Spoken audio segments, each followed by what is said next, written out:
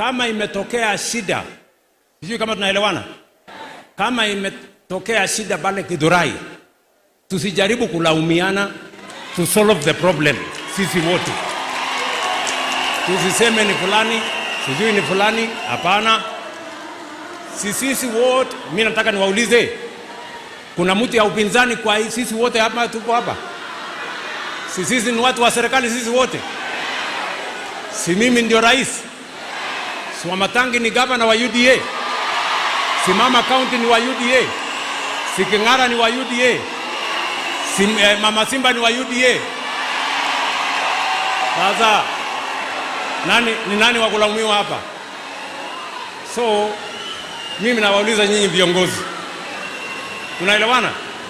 Nawauliza nyinyi viongozi, tuwache kunyosheana vidole ya lawama. Let us solve the problems that emanate in Kiambu County. You have the responsibility to solve the problems of Kiambu County because you are the elected leaders. Nego kana tigwo? Tunaelewana?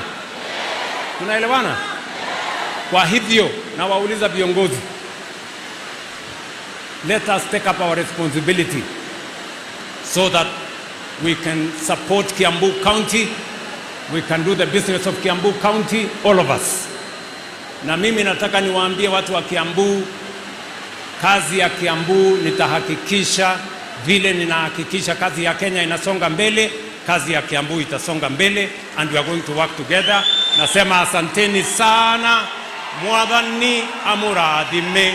Mungu awabariki sana, ninawapenda. Thank you very much.